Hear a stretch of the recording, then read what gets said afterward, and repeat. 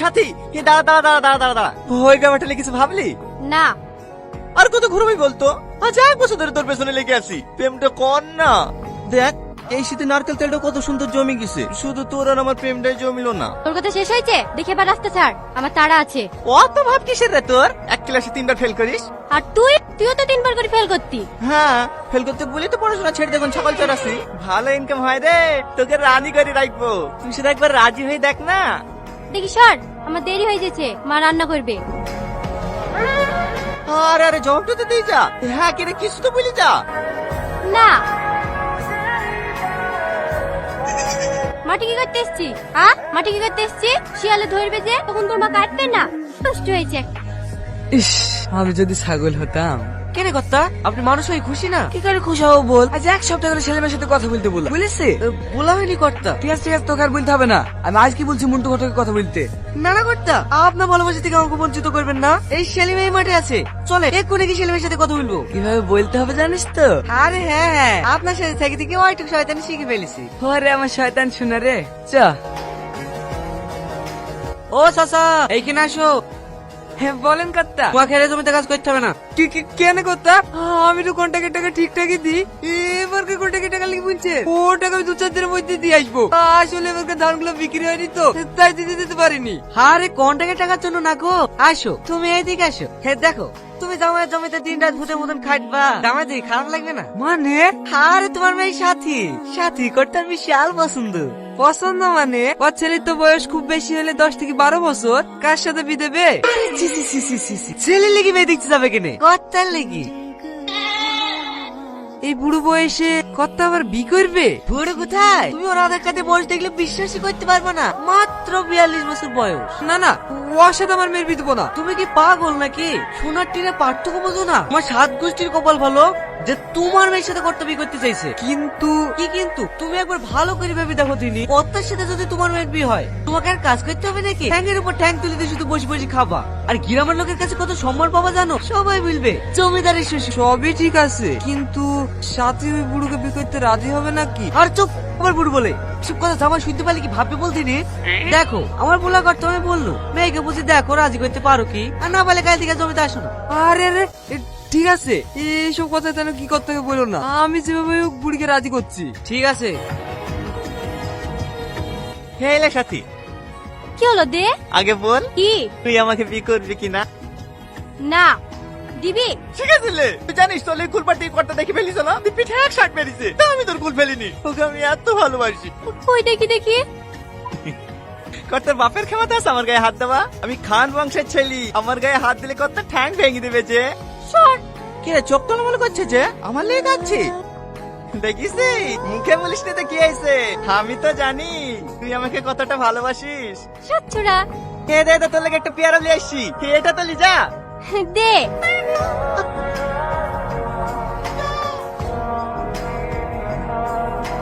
না না, আমি ওই বুড়োকে বিয়ে করতে পারবো না। দেখ মা, জেদ করিসনি, ওই জমিগুলো তোর বাপকে আবাদ করতে দিয়েছে বলি আমরা সবাই খেতে পাচ্ছি। তুই বিতে রাজি না হলে জমিগুলো সবই নিবে। তুই আর অমত করিসনি মা, রাজি হয়ে যা। দেখো মা, কানু করে বেশি ঘ্যান ঘ্যান করবে না। আমি ওই বুড়োকে বিয়ে করবো না বলি তুই করবো না। ঠিক আছে, করতে হবে না। জমি কেড়ে নিলে তো এমনিতে না খেতে পেয়ে মরবো। তোকে নিজে বিশ্বাসী দে, আমরা সবাই খেয়ে মরি। তারপর তো যাকে পছন্দ তাকে বিয়ে করিস। এই সাথী, পাগলামো করছি কেনে? তুই হলে বাড়ির বড় মেয়ে, বাপ মায়ের কষ্ট তুই বুঝবি না তো কে বুঝবে? আর তাছাড়া গরিবের ঘরে জন্ম নিছি, সবসময় নিজের মন মতো চললে হবে? এখন যদি তুই বিয়ে না করিস, তোর বাপ মা ভাই বোন সবাই কষ্ট পাবে। ওদের কষ্ট তুই দেখতে পারবি বলদিনি?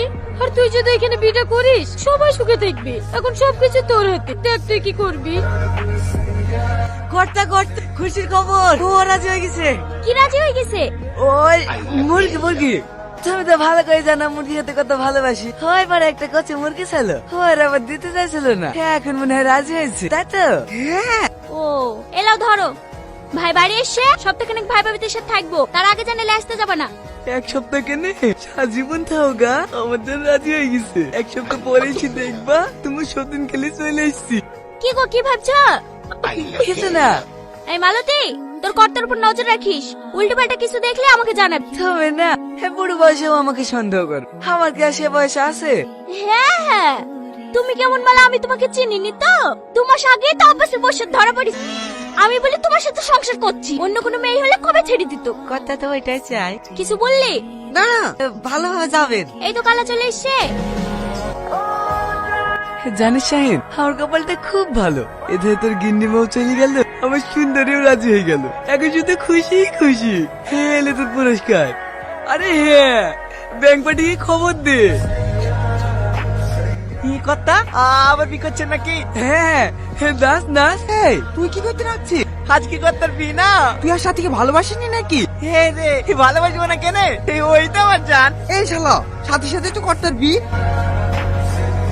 সাথী, তুমি বি করছো?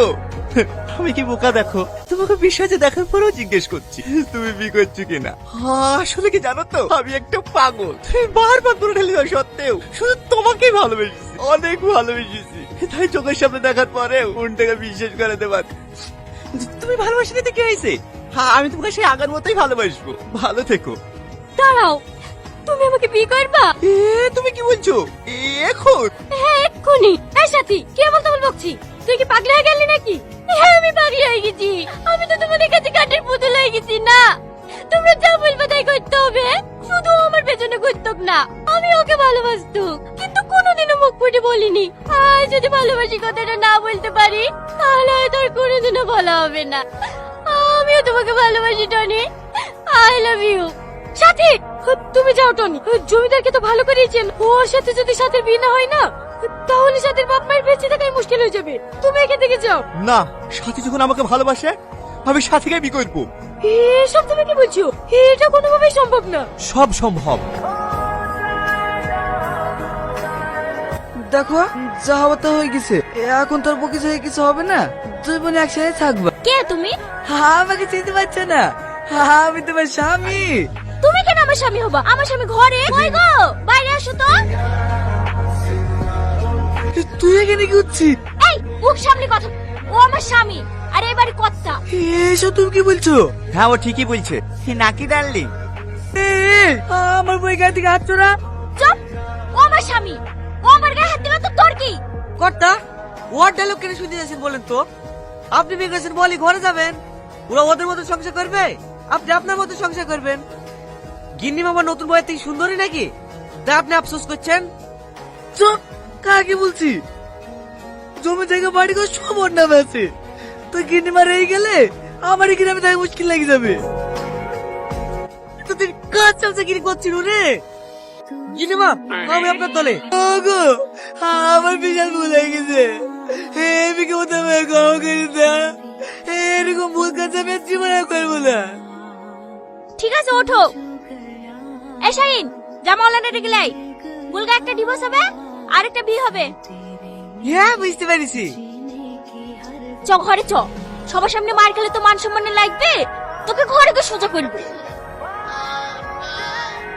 সত্যি, তুমি আমার লাগে কত ভাবো। না, তুমি আমার বউ।